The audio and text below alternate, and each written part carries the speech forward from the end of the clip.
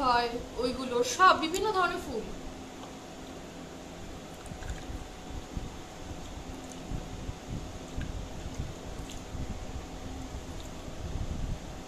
পনেরো মিনিট এটা ভিজানো থাক, তারপরে এটা ততক্ষণে আমি বাড়িটা এসে করে দিই।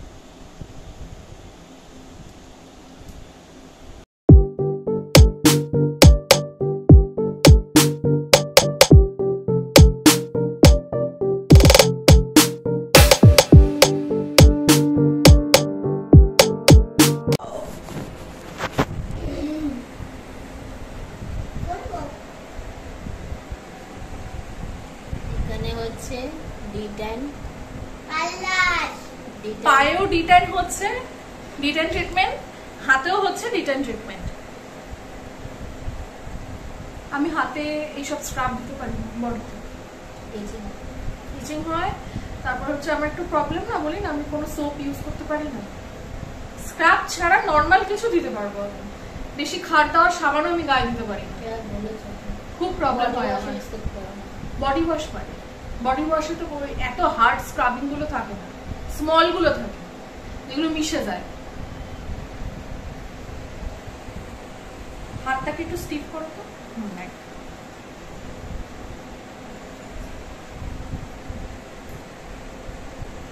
ও ম্যাসাজটা ভালো করে। আমার দাদু আমাকে এইভাবে সর্ষের তেল দিয়ে ছোটবেলায় ম্যাসাজ করে, মানে মার বাবা। আমাকেও মাই করতো, আমার ঠাকুর সবই মিশে গেল, সব আন্টির হাতে গেল।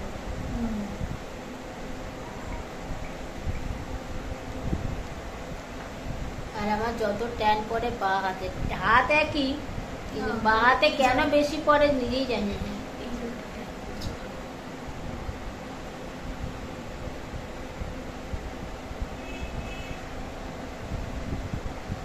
এগুলো কি পড়বে? ওগুলো সব পায় হাতে কিছু। চলো দেখতে থাকো ভিডিওটা। আসলে হাতে কিছু না। হ্যাঁ, এটা একটা স্টেপ হয়ে গেল। এখনো ম্যাসাজ চলছে, এখন ডিটেনের একটা চলছে। আর তোমরা জেলটা দেখাই। আমার হাত স্লিপ কাটছে। দাঁড়া আমি দেখাচ্ছি, আমি ব্যাক ক্যামেরা থেকে, তুমি রাখো না ব্যাক ক্যামেরা। জেলটা দেখো একদম স্মুথ, একদম জেলি। হ্যাঁ, আর পাটা দেখো কত পরিষ্কার হয়েছে একদম। ডান হাতে স্ক্রাবিং হয়েছে, এখনো হাত বাকি, গলা বাকি, পিঠও করে দেবো। পিঠও বাকি। পরে এসছে যখন একবারই করে দেবো। একবারই করে দেবো। আর আমার ঘরের মেয়ের খাওয়ার ভাতও আছে, ডাল সেদ্ধ করে রেখেছি, ডাল আলু সেদ্ধ। ডিম দিলে খাবে না, ডিম ও অত ইয়ে করে না। আর আলু সেদ্ধ থাকলেও আর কিচ্ছু চাই না।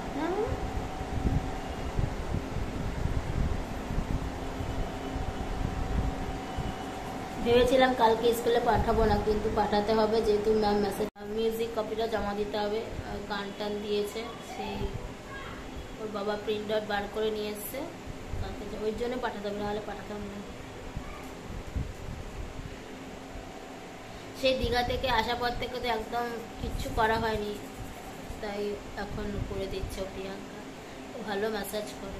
আর যারা যারা এই এলাকায় বাঘা যতীনের মধ্যে থাকো, আমি ফোন নাম্বারটা তাহলে মেনশন করে দেবো, তোমরা ফোন করে চলে আসবে। হ্যাঁ, ও ঘরোয়ার মতনই করে। ওর কাছে যা যা আছে, কিন্তু মানে তুমি একটু কথা বলে নাও, দাঁড়া বলে দিই। আমি আমার কাছে প্রফেশনাল ট্রেনিং নেই, আমি ঘরোয়াভাবে করে দিই। পেডিকিওর, ম্যানিকিওর, ফেশিয়াল, ব্লিচ, আমি এগুলো ঘরোয়াভাবে করে দিই আমি। হ্যাঁ, তবে আমার চার্জটা খুবই কম, একেবারে হাই পার্লারের মতো রেট নয়, সেটা হবেও না স্বাভাবিক, যেহেতু আমি ঘরোয়াভাবে করে দিই। তো যারা যারা এখানে কাছাকাছি থাকো বাঘাযতীন আই ব্লকের মধ্যে, তারা তারা আমাকে বলতে পারো, আমি ঘরোয়াভাবে বাড়িতে গিয়ে করে দেবো, একদম কম রেট। ফোন নাম্বার কি শেয়ার করে দেবো? আমি এখন ফোন নাম্বার শেয়ার করব না, যদি আপনারা কেউ ইন্টারেস্টেড হন কমেন্ট করবেন, কমেন্টে আপনাদের পার্সোনালি জানিয়ে দেবো। একদম শুনে নিয়েছো তো সবাই তোমরা। আর এখানে ম্যাসাজ চলছে। আর পাটা কি ছিল দেখো, পুরো একদম সাদা হয়ে গেছে, ধকধকে করছে সাদা। নখগুলো পুরো কালা হয়ে গেছিল, ট্যান পড়ে গেছিল, এখন অনেকটা ক্লিন হয়েছে, মানে আমার আগের রংটা ফিরে এসেছে। দুটো পার্ট ডিফারেন্স দেখলে বুঝতে পারবে। দেখো তুমি, দেখো, এটা দেখো আর এটা দেখো কতটা আলাদা কালার, দেখেছো? এটা হচ্ছে আমার অরিজিনাল গায়ের রং, আর এটা দেখো ট্যান পরে পরে কি অবস্থা হয়েছিল। দেখো পা দুটো শুধু দেখো তোমরা, ঠিক আছে? এটা টেনে গেলে তারপরে আমি ক্রিম ম্যাসাজ করতে পারি।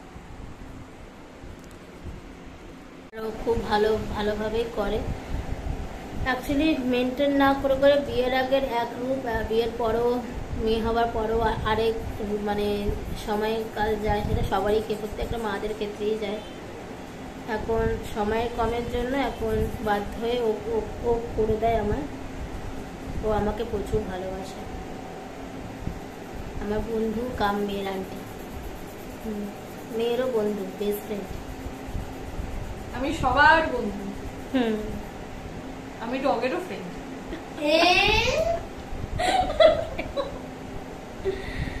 তাই চলো পরে তোমার সাথে আবার একদম সবটা ক্লিয়ার হয়ে যাক, পরে দেখা করছি। এইগুলো একটু বলতে হয় এন্টারটেইন। কিছুক্ষণ আগে সব ঠিকঠাক হলাম, পরিষ্কার করলাম সব জায়গাটা করে টোরে, তারপরে মেয়েকে খাওয়ালাম না, আজকে দেরি হয়ে গেছে মেয়েকে খাওয়াতে, 9টা বেজে গেছিলো। ওকে খাই দাই দিয়েছি, ও ঘুমিয়ে পড়েছে। আর আমি এখন এসেছি দুধ জাল দেবো, দুধটাকে জলে ভিজিয়ে গেছি, বাসন টাসন মেজে রান্নাঘর পরিষ্কার করে দিয়ে তারপরে গেট লাইভে ছিলাম। আর শরীরটা যে হঠাৎ করে না এত খারাপ হবে, মানে মানে আমি জাস্ট ভাবতে পারিনি। এখন দুধ জল দেবো, একটু দুধ খাবো, ডিনার।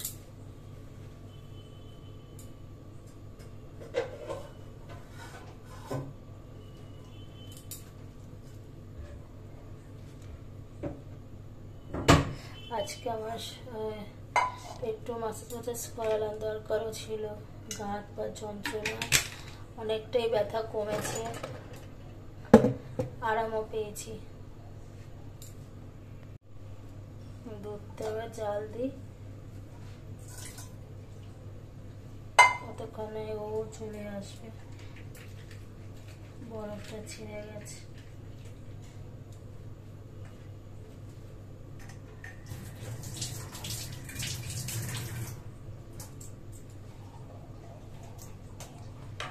হাতে পায়ে ক্রিম টিম সব মাখা হয়ে গেছে। অ্যাকচুয়ালি আমার এই হাতে না বেশি ট্যান পড়েছিল।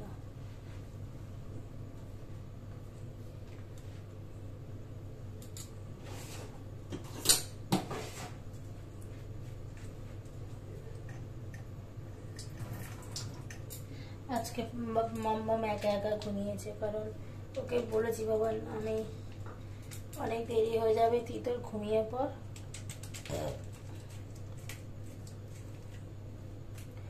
ও তারপরে ঘুমিয়ে পড়েছে।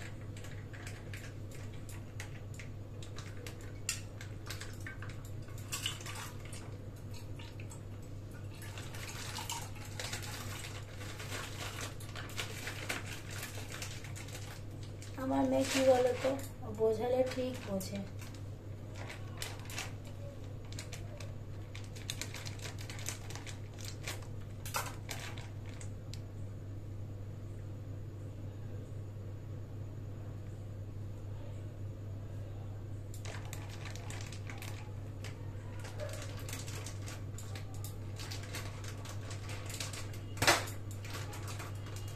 ডিপ ফ্রিজে রাখি কেন বলো তো, নাহলে না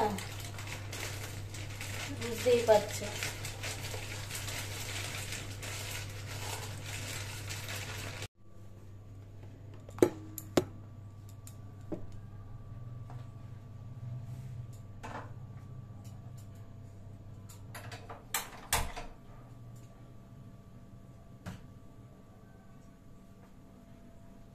বসিয়ে দিয়েছি।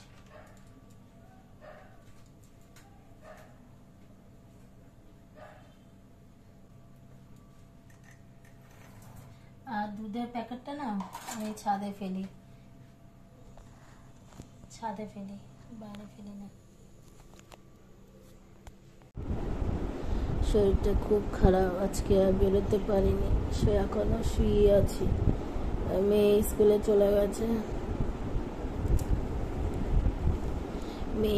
চলে গেছে, আমি এখনো শুয়ে আছি। কর্তাবাসে ফোন করলো, লাফ দিয়ে উঠেছি, ঘুমিয়ে পড়েছিলাম যে এখনো কিচ্ছু হয়নি, বাসি জামাই ছাড়িনি, রান্না তো দূরের কথা, ঠাকুর ঘরেও এখনো যেতে পারিনি। শরীরটা এত দুর্বল লাগছে না, উঠতেই পারছি না, যেন খাবার যে করে খাবো সে ক্ষমতাটাও পাচ্ছি না।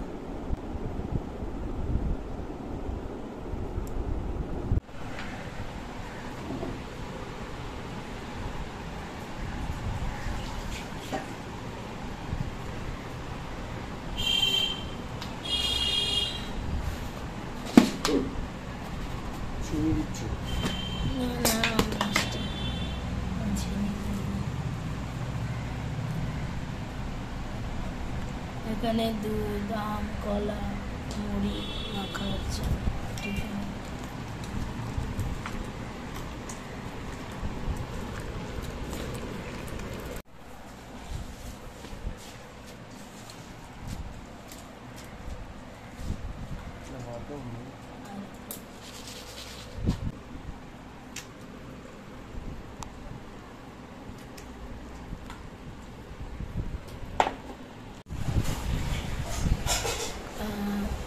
তখন তোমার সাথে গল্প করতে করতে কখন ঘুমিয়ে পড়েছে আমি নিজেই জানি না। কর্তাবাসে ফোন করলো যে উঠে কিছু খাও, নুন চিনি জল খাও। লাফ দিয়ে উঠলাম, উঠে ফ্রেশ হলাম, ঠাকুরকে বাল্যভোগ দিলাম, দিয়ে তারপরে নুন চিনি জল খেলাম, রান্না চাপালাম, লাল শাক ভাজা করলাম পোস্ত দিয়ে, এখনো সোয়াবিন করিনি, করবো। তারপর দেখি কর্তাবাসে উঠলো, এই সে টিফিনটা করে দিল, দেখতেই পেলে আম, কলা, দুধ, মুড়ি খেলাম জাস্ট। তাই চলো বন্ধুরা, আজকে মতন এখানে এন্ড করছি, পরে আবার দেখা করবো। শরীরটা একটু ভালো, আমার কাছে বাচ্চারা গেলেও তোমাদের বন্ধু যেন তাড়াতাড়ি সুস্থ হবে। পরে ব্লগে দেখা করছি।